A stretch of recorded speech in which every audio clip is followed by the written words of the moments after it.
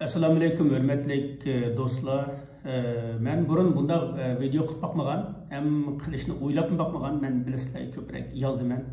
Odat do'stlar bilan uchrashmayman odatda. Gap qilmayman. Lekin bu qayerdan bir gap qilib bakay deb qoldim. Chunki do'stlar dediki, sen ko'pincha yoz ekansan. Bir ovozingni anglab baqsaq. Men ovozimni bek anglag'dak yaqinlik bo'lmasimi, lekin anglayolmag'dak darajada yaqinsin emas endi. Şu depakayla anlap yapınlar. Eğer anlap yaktırıp kalsanlar, bunun için 15 minut etrafında gap kıp verişim mümkün. Bunun ismini de koysanlar buldu. Muğdaş kılmayın geldim. Belki. Başlayla aldıdan hoş haberden başlayla. Bir hoş haber var çünkü. Bizden bir Uygur kardeşimiz bir lager şahidi, yani bir siyasi mahpus vatanını kaçıp çıktı. Bu kutuldu.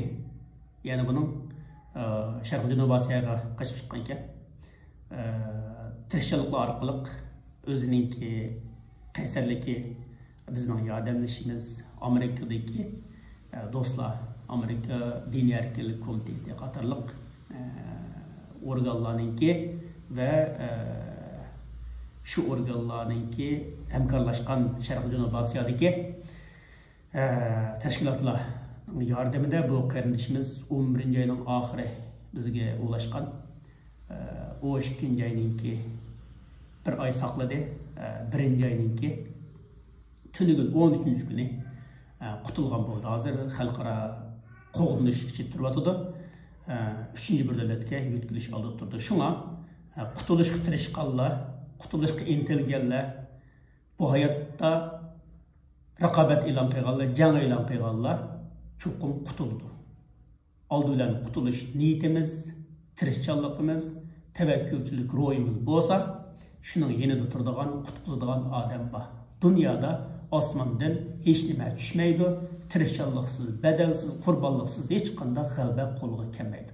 Bu kardeşimiz vatanda türmede yatkan, turup şu cesaretini kılıp, şu gayretini kılıp, şu teknikini, şu usullarını öğrenip ahire kutuldu ve texmi çoğun kutuluşdan oldu da bu soğusu turladı. Bu bir hoş haber, bir kardeşimiz yani. Vatandan kutuldu. Burun biz Mısır'dan kutulgan, Bölekiye'den kutulgan. Lekin bu gittim, vatandan çıkan bir Uygur kutuldu. Demek vatandan kutuluş mümkün. Vatandakilerini kutulduruş mümkün. Bu bir xil bir qitimliq muvaffaqiyatlik kutuluş tecrübesi. İkinci gap, yani ben Amerika'ya bardım. Amerika'da Munevver Tilşinaslık mükafatına eriştim. Amerika Telşinaslar Cemiyeti'ninki 100 yıllık münasebeti bilen taqıtılgan bu mükafatda sahnege çıqqanda mening ta'sirlandigini mangla so'zlash fursati berildi ve men Uyg'ur tili duch kelgan qismatlarni, Uyg'urlar duch kelgan qismatlarni olgan chog'imda sahnede kishilar ve bizning tomoshabinlar o'rnidan turib chabaqchib. Men bu yerda o'zimni bir xil nihoyatda faxrlandim, chunki bularning hammasidagidek Qaraqosh universitetlarning professorlari, tilshunoslar. Bular Uyg'ur tiliga bo'lgan hurmatini, muhabbatini, Uyg'urlarning qismatiga bo'lgan eslashlikni, madadlarini o'rnidan turib chavaqchalik chilish orqali ifodaladi. Shunga men bir xil millatimizning yolg'iz emasligini, bu da'voda bizning bechora emasligimizni talab qilguvchi emas, boshlovchi, ilhom beruvchi ekanligimizni his qildim ve milletimizden, tilimizden faxrlandim. Yeni bir faxrlanarlik ish, biz Amerikadagi ona til maktabini tekshirib bo'lgan. Bu yerda bizningki Uyg'ur qiz o'g'illarimizning 120 atrofida ona tili o'rganayotganligidan mamnun bo'ldik. Ular Uyg'ur musiqasi, Uyg'ur usuli, Uyg'ur tili, hatto futbol bularni o'rganib bir inoq, bir xo'shal, qizg'in bir kayfiyatni ko'rib mamnun bo'ldik. Bu maktabning o'qituvchilari va maktab mudiri va shu Fairfax shahri Washington DC'dagi qarindoshlarning qizg'in qo'llashiga va dasturxonlarga daxil bo'ldik. Bundan ko'rib bilganimiz Uyg'urlar o'zining bir mukammal madaniyat an'anasini Amerika davomlashtirib o'tibdi va Washingtonda buni texnik yuqori bir seviyaga chiqarish uchun tirishchilik ko'zda tutibdi. Men bundan bek memnun bo'ldum. Kelgusida biz bunun münasebetlik video və ko'rinishlarni do'stlarga taqdim qilamiz ota-onalarninki qo'shilishi bilan. Bu bir xush xabar. Ya'ni 2017 boshlangan bir maktabniki bugungacha mavjud bo'lishi va kundan kunga oldi qarab menishi, yuksalishi bu bizniki faxrlanish tegishli bir muvaffaqiyatimiz. Ota-onalarmi, shu sabiy bolalarımızmı ve ularninki jafakash o'qituvchilarimi o'zidan faxrlandi. Biz ulardan faxrlanamiz. Endi men Amerikada bizning do'stlar bilan paranglashib o'tirib, bundaq bir masalani dedi-da, sen to'xtamay yozdi ekansan, bu sening o'lak yoziqlaring odamga bak bir nima qilmaydi-ki dedim. To'g'ri dedi, bu yoziq o'lik narsa. Inson dastlab o'zini nima bilan ifodalagan, cho'asti. Rasm bilan ifodalagan. Hozirgi yoziq o'sha rasmlarninki kichikilib abstraktlaştırılgan nusxası. Yoziqlarning hammasi aslida meniki rasmdan kelgan. Balki insonlar rasm davri qaytayotgan bo'lishimiz mumkin. Ya'ni yoziq orqali ifodalanishdan, yoziq orqali o'zini ifodalashdan shu yoziqning asli shakli bo'lgan rasm orqali, ko'rinish orqali o'zini ifodalashga qaytayotgan bo'lishimiz mumkin. Shu men hozir qaytib baqay, va jahillarcha yoziqqa esilib, kitobga esilib olib, ya'ni do'stlarni bak zeriktirib qo'ymaylik. Shunga talablarga asosan shularninki iltimoslarga asosan men gap qilib baqaydim. Anglab baqinglar, yoqtirib qolsanglar yana bundaki gap berma. Bunda 2024-yildagi raqobatlarni to'xtalgan men maqolamda. Uni deb beray. Buning bundaq 4 raqobat bor deb qaradim endi 2020-da Uyg'urlar duch kelgan. Nurg'un bundan chiq raqobatlar bo'lishi mumkin, lekin mening his qilganlarim bu endi. Qanday raqobatlar desanglar, birisi endi bu Uyg'urlarninki biz lager şahitlerini chet ellarda nima qilgan? Chet ellarda nima qilgan deymiz? Nima qilmadik? Guvohlik berdik. Har qaysi parlamentlarda buning roli haqiqatan cho'ng bo'ldi endi. Ham cho'ng bo'lib o'tdi. Chataq ere Xitoy lager şahitlerini chet ellarga chiqarmoqchi. 1-18 bir lager şahiti O'rta Osiyoga chiqdi 1-18. Endi bu kim Dubay keldi ekan degan kim bunda işler köpüyüşü mümkün. Hem biz lager şahitleri, biz neymiş kızak Xitay şu aralık rağbetleşadığını söyler. Yani lager şahitlerini çıkarsak, lager şahitler arkalık diyenler. Mesela Xitay bunu 57 qitim çıkardı o da emevetende, şu Ürümçi'de guvalık veriş yığını dek bir nersi içip bula lagerden çıkanlarını ben İslam radikallıktan kutuldum. Uygurluktan çıkıp Xitay bo'lishning ki ne kadar ulug' bir ish ekanligini o'rgandim, balampiston, una o'rgandim degandek narsani digizgan. Endi bu qayerdan bu chet ellar digizmoqchi o'xshaydi, buning tunji qalbini besib. Ham ikkinchi masalaga kelsak, ikkinchi masala har qaysi viloyatlarga JX ministerligi va Xitoy bexatarlik ministerligi, ondan JX nazorati va Xitoy bexatarlik nazoratidan xizmat korpuslari chiqdi. Ular kimlarga pasport berish, kimlarning pasportini qaytarib berish haqida yig'ina o'tibdi. Endi vatandagi pasporti tortib olingan minglagan, 10 minglagan, 100 minglagan odamlarning pasporti qaytarib berilishi mumkin degan uchur vatan sirti ichida qaynab ketdi. Endi bu bizga kelgan ikkinchi bir raqobat. Uchinchi raqobat nima? Uchinchi raqobat Uyg'urlar har qanday millat shu o'ziniki donliqlari, mashhurlar orqali ta'sirlandi.